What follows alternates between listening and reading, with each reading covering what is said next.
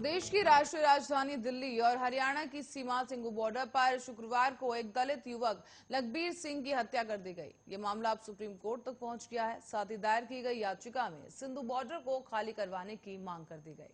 जान लें कि पिछले करीब 10 महीने से केंद्र सरकार ने 3 कृषि कानूनों के खिलाफ किसान प्रदर्शन कर रहे हैं और सिंघू बॉर्डर पर जमे हुए हैं। पर आपको बताते चलें कि दलित युवक लखबीर सिंह की हत्या के मामले में वकील शशांक शेखर झा ने सुप्रीम कोर्ट में एक याचिका दाखिल कर दी है।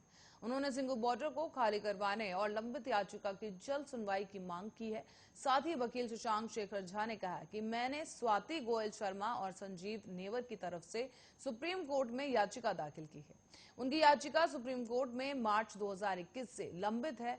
साथ ही कई कोशिशों के बाद भी अब इस मामले में सुनवाई नहीं की गई। इस दौरान सिंघू बॉर्डर पर दलित युवक की हत्या के बाद इस मामले की जल्द से जल्द सुनवाई की मांग की जा रही है।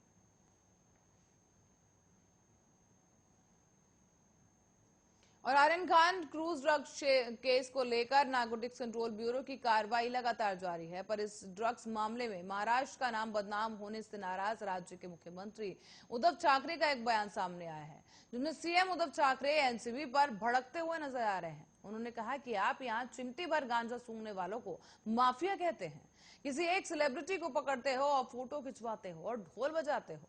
उद्धव ठाकरे ने एनसीबी पर भड़कते हुए भी कहा कि पूरी दुनिया में मेरे महाराष्ट्र में ही गांजा चरस का तूफान व्यापार चल रहा है क्या? ऐसा सब जगह बताया जा रहा है। उन्होंने कहा कि मैं फिर से बता रहा हूं कि जो हमारी संस्कृति है आंगन में तुलसी लगाने की है, लेकिन ऐसा दिखाया जा रहा है कि जैसे अब तुलसी की जगह गांजा लगाया जा रहा हो। ऐसा जानबूझकर क्यों कर रहे हो? ऐसा नहीं है कि सिर्फ महाराष्ट्र में ये मिला है। खबर है कि मुद्रा बंदरगाह पर करोड़ों का ड्रग्स मिला है। और कहां है मुद्रा? गुजरात। सही है ना? ऐसा नहीं है कि हमारी पुलिस कुछ नहीं कर रही। ठाकरे ने आगे कहा कि आप यहाँ चिमटी भर गांजा सूंघने वालों को माफिया कहते हो, किसी एक सेलिब्रिटी को पकड़ते हो, फोटो खिंचवाते हो और ढोल बजाते हो। हमारी पुलिस ने करीब 150 करोड़ रुपए के ड्रग्स बरामद किए हैं। आप चिमटी भर गांजा सूंघते रहो, हमारी पुलिस काम करती रहेगी। लेकिन अब खबरें सिर्फ यही आती हैं कि बेल हुई ही नहीं।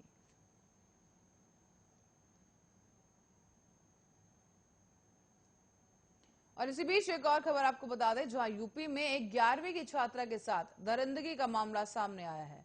जहां रेप की इस वारदात में 28 लोगों पर हैवानियत करने का आरोप लगा है, तो वहीं पुलिस ने कार्रवाई करते हुए इस पूरे मामले में सपा बसपा के जिलाध्यक्ष समेत लड़की के पिता को भी गिरफ्तार कर लिया है।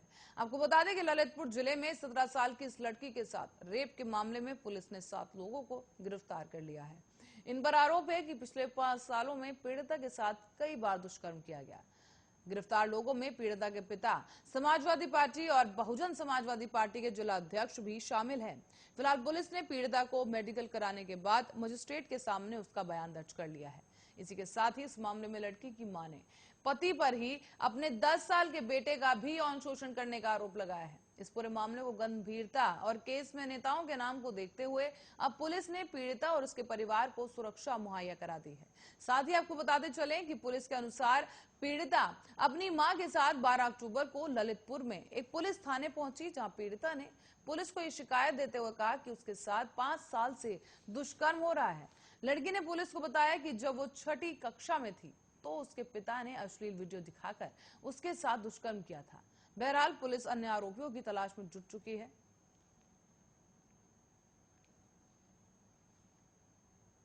और सुप्रीम कोर्ट में एक जनहित याचिका दाखिल करके केंद्र को यह निर्देश देने की मांग की गई है कि वो विभिन्न अंतर्राष्ट्रीय कानूनों का अध्ययन करें और देश में नफरत भरे भाषणों और अफवाहों पर नियंत्रण करने के लिए प्रभावी और कड़े कदमों की घोषणा करें।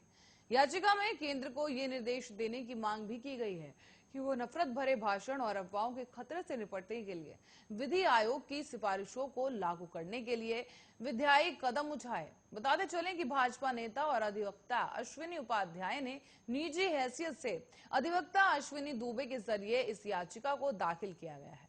इस पर दशहरे की छुट्टियों के बाद सुनवाई हो सकती है और इसमें केंद्रीय गृह मंत्रालय, कानून और न्याय मंत्रालय और विधि मंत्रालय को पक्षकार बनाया गया है। याचिका में अदालत को यह निर्देश देने की मांग भी की गई कि शांति भंग करने, चुनाव से जुड़े अपराध जैसे मामलों में एक साथ चलने वाली सजाएं न सुनाकर एक के बाद एक चलने वाली सजाएं सुनाई जाएं।